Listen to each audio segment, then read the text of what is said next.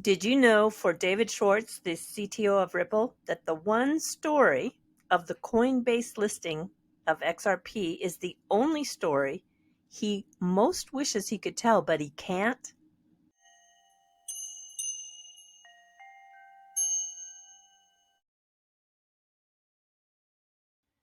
Hey, everybody, it's Eddie from Tokyo. This is your cryptocurrency update from Japan. And yes, the G7 has started. We're going to talk a little bit about that, along with the Hinman emails.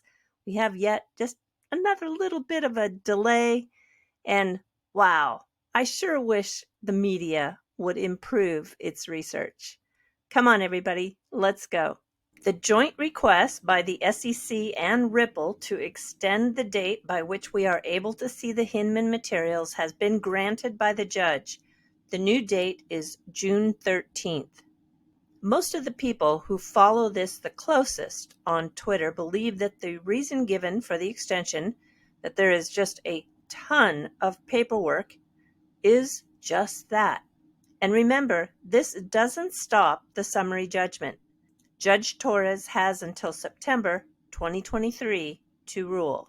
Yesterday, I found myself in a bit of a Twitter storm with the writer of this article for Blockworks. The title, Ripple's new CBDC play has no direct need for XRP, I felt was very misleading. It led David to reply that the CBDC platform reaffirms the significance of the XRP ledger as it's built with the same core ledger technology, and it has the ability to interact with XRPL and use XRP as a bridge currency for the cross-currency and cross-border payments. Neil Hartner, an engineer for ODL, said, but why put that in the headline when XRP is barely discussed in the article? Just seems at best clickbait.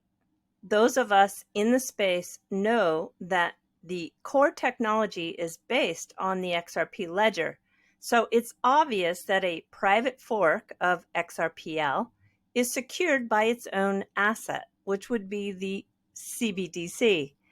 So I'm sure that she doesn't understand the technical level of the XRP ledger.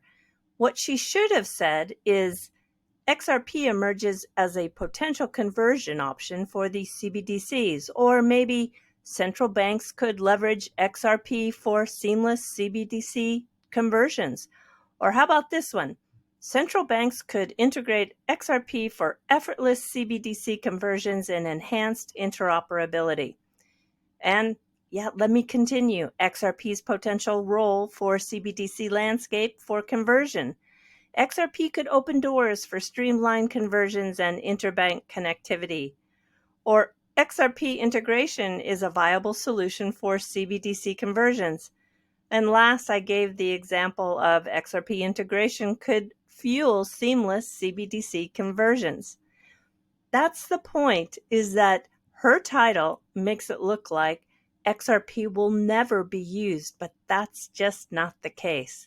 Catherine Ross, the writer, and I went back and forth with some DMs on Twitter, and she decided to go back to Ripple and ask for some further color, as she puts it, on the article title because of the attention it was getting.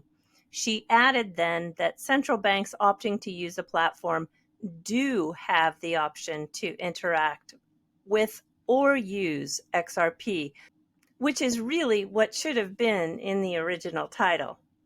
Let me play a video for you that is from James Wallace just a couple of days ago, where he had an interview with the payments media. We've sort of positioned ourselves to have a full platform. So, we're not just supplying a ledger, we're not just supplying, a payments element. We actually have this full suite. We're calling it the Ripple CBDC platform, what we call a full stack solution. So it has everything that the central bank and commercial banks need to manage and issue CBDC. So there's something called the issuer, which is where you do the minting and the distribution of the CBDC. Next module is the operator. So that enables you to manage the currency, perform payments, and so forth. Then there's the core ledger. The ledger is sort of the fundamental technology behind it. And we've based our CBDC ledger on the public XRP ledger. which was built, primarily for payments, very fast, low cost, very sustainable. And then you have wallets, the user wallets behind it. There's a lot of reasons why CBDC is of interest. I think over 90% of countries now have got some work going on in the CBDC space. And there are different motivations. One of the core ones is payments efficiency. So if you think about our core businesses, we have a RippleNet, which is a cross-border payments network. As I mentioned earlier, cross-border is a big topic for central banks. So we see huge efficiencies that can be made, addressing the frictions and high costs with cross-border payments today. So CBDC will be part of that as one of the digital currencies used for cross-border.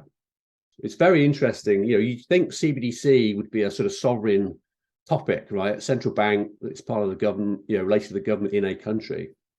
But without exception, every project we're involved in has got cross-border payments as one of the top topics that they want to improve. Now, whether that's remittances or trade flows, lots of different reasons. Think about a lot of the innovation that's going on around digital payments of different sorts. The technology has to work, right? You have to be able to take an asset from one chain to another, and you have to think about how that does. So the whole area of interoperability is one of the top topics that we're always asked questions about. Like the CBDC, and the basic ability to do a payment and settle in a digital way is what's going to be needed to help these other Web3 applications come to reality. So that's I think the net answer of why CBDC is so important to us. The Internet of Value is going to have central bank money as part of it, and we want to be a facilitator of that. We're builders, and we want to make sure that we can help the central banks and the private sector collaborate so that we can start moving further towards this Internet of Value vision. The fact is, Ripple's expertise lies in XRP for payments, and commercial and central bank money is integral to the Internet of Value. The full suite based on XRP Ledger and the fact that 90% of countries are focusing on efficient cross-border payments, and those cross-border payments are key in every CBDC project that they're working on. The seamless digital asset transfer between the chains is essential. If you think I'm stretching the speculation a little bit too far, let me have you view this Ripple-produced video on CBDCs. Finally, a Ripple-designed CBDC can provide a means to bridge disparate currencies through XRP. Its inherent interoperability can allow for connection with other central bank ledgers for efficient cross-asset and cross-border transactions. This can be done with cross-issuance, using XRP as a bridge currency or via cross-ledger communication protocols. This reduces the risk that institutions are forced to accept when transacting across multiple networks or currencies in the current system. The creation of a CBDC provides powerful benefits for the economy and people of an adopting central bank. It's technology that places trust in digital money in the hands of a central bank that can guarantee accessibility to funds and the resulting services, as is the case with cash today. The result? An improved foundation for global financial development where businesses, commercial banks, and ultimately people can unlock new economic potential. Work with Ripple.